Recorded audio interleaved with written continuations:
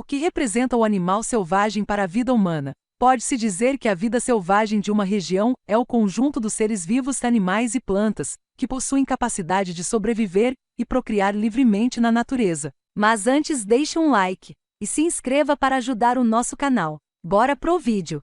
Os animais que vivem em estado selvagem são elementos que formam a vida selvagem, compondo a fauna local, a qual consiste no conjunto dos animais que vivem em uma determinada área. Muitos moradores do centro urbano não conseguem entender o porquê de tanta preocupação que a fauna silvestre tem gerado nos últimos anos, devido ao alarmante ritmo de extinção desses animais, já que eles parecem tão distantes e sem importância, pelo menos aparentemente. Essa preocupação com a fauna silvestre e com a biodiversidade como um todo foi mais bem compreendida com o surgimento da biotecnologia, que permitiu observar que a quantidade de biodiversidade de um país é diretamente proporcional à quantidade de produtos possíveis de serem desenvolvidos e industrializados. A fauna selvagem é um recurso natural pouco conhecido, pois raros são os especialistas neste assunto. Entre os interesses que ela proporciona à coletividade humana, podemos destacar o equilíbrio dos ecossistemas em geral, a importância na alimentação, na exploração turística, na educação, entre outros.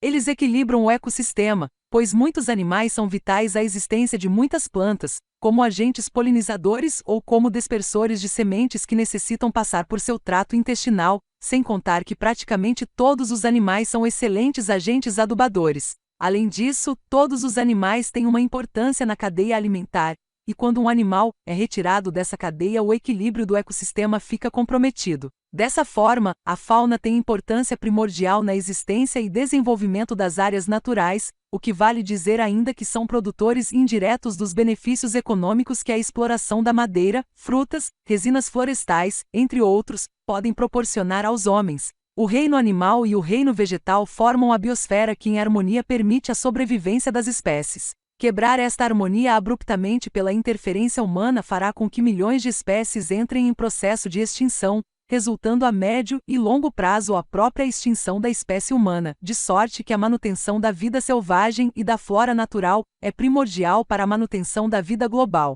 Em termos de alimentação, a fauna silvestre foi importantíssima aos nossos ancestrais para a obtenção de alimento, ainda é para muitas tribos indígenas e para o homem dito civilizado, pois, apesar da maioria dos animais que fazem parte da nossa alimentação serem domesticados, outros como peixes, adquiridos pela pesca, não são. Além da alimentação, o homem pode também manter e desenvolver criação de animais silvestres para fim de obtenção de proteína. Com relação à exploração turística, a cada ano cresce o número de pessoas que procuram os parques naturais para ver os animais selvagens. Só de ornitófilo, que são aqueles que observam os pássaros, estima-se que existam mais de 80 milhões, o que representa um potencial econômico importantíssimo, pois necessitam usar hotéis e o comércio próximo às áreas de observação, gerando assim enormes receitas. Em termos educacionais, a manutenção da vida selvagem também é muito importante, pois possibilita aos jovens o contato com os animais selvagens, passando assim a conhecer a vida em seu esplendor primitivo, permitindo que se tirem lições de vida e comportamentais através de sua observação atenta. Esses benefícios, entre outros, nos faz observar o precioso valor que têm os parques e reservas naturais, no que diz respeito à proteção da natureza. E a grande importância deles não é só de preservação da fauna e flora, possibilitam também a educação ambiental e o turismo ecológico, trazendo grandes fontes de renda. A fauna representa excelente recurso em potencial, mas para conseguirmos resultados compensadores precisaríamos de maior organização e amparo a este recurso natural. Guerra, 1980. A biodiversidade não pode ser tratada só como uma coisa, mas também como um bem. Devido ser essencial para a sobrevivência da humanidade, é necessário considerá-la como um bem público, ao qual todos têm direito. A destruição da fauna é intensa, tendo em vista as técnicas utilizadas pelos caçadores e pescadores, que não respeitam as épocas apropriadas e determinadas pelo calendário. O Brasil possui boas leis ambientais. O problema é que a maior parte não é cumprida de maneira adequada. Conhecer sobre estes documentos é um passo fundamental para que leis de papel se transformem em direitos de verdade, mas não é somente isso. Enquanto não houver uma forma de aumentar a fiscalização para que essas leis sejam, de fato, cumpridas, esse desrespeito continuará a acontecer, infelizmente. O comércio ilegal da biodiversidade, biopirataria, tem sido um grande problema no Brasil e está relacionado à descoberta do potencial da biodiversidade brasileira, grande extensão territorial, falta de recursos para fiscalizá-la, escassez de recursos naturais no restante do mundo e baixa conscientização de sua importância científico-econômica. É assustador contemplar o que está acontecendo com os animais silvestres por causa da ambição de muitos. É preciso que algo seja feito, e urgente. Não dá mais para continuar do jeito que está. As leis são importantes, mas leis que não são cumpridas, que não saem do papel, não servem para nada. Mais uma vez, quero ressaltar a importância da fiscalização.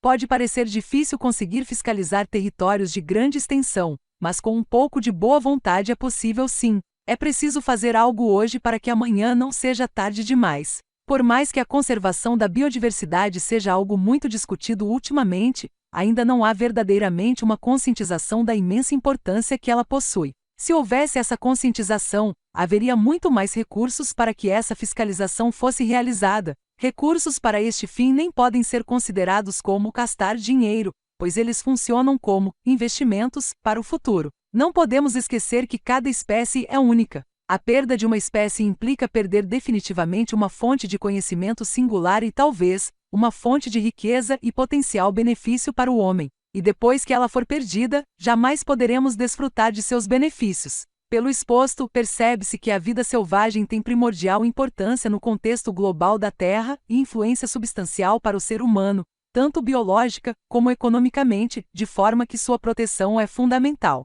Mas, como protegê-la? A proteção da fauna e flora pode e deve ser feita através de medidas administrativas e legais. A forma administrativa é feita através da criação de unidades de conservação pelo poder público como parques nacionais, estaduais e municipais, estações ecológicas, florestas naturais, refúgios da vida selvagem, APAs e áreas de proteção ambiental, reservas da biosfera, etc. O particular também poderá criar áreas de proteção constituindo reservas particulares do patrimônio natural, RPPNS, autorizadas pelo Decreto Federal 1922, de 5 de junho de 1996. Há ainda as regras contidas nas convenções internacionais que são adotadas por muitos países, como a Convenção de Ramsar sobre as zonas úmidas de importância internacional, especialmente como habitat de aves aquáticas, e a Convenção sobre o Comércio Internacional das Espécies da Fauna e Flora Selvagem em Perigo de Extinção, conhecida como CITES, onde relaciona os animais e plantas em perigo de extinção e regulamentam o seu comércio internacional. Em relação à legislação propriamente dita, no Brasil há muitas leis protetoras da fauna e flora ao qual não vou me aprofundar. Contudo, vale destacar que a manutenção de um ambiente harmonioso é um direito de todos, como define o artigo 225 da Constituição Federal. Podemos concluir que toda a vida selvagem tem importância vital para a manutenção da biosfera, e consequentemente para o ser humano, e que só continuará existindo a vida selvagem da forma como ela se apresenta se a inter-relação entre a fauna e a flora não for drasticamente modificada. Desta maneira, a preservação das áreas naturais florestadas é de suma importância para a sua manutenção, devendo ser por tudo isso um dos objetivos da humanidade neste século ainda. Gostou do vídeo? Então se inscreva e dê um like e compartilhe, para nos ajudar. E até o próximo vídeo!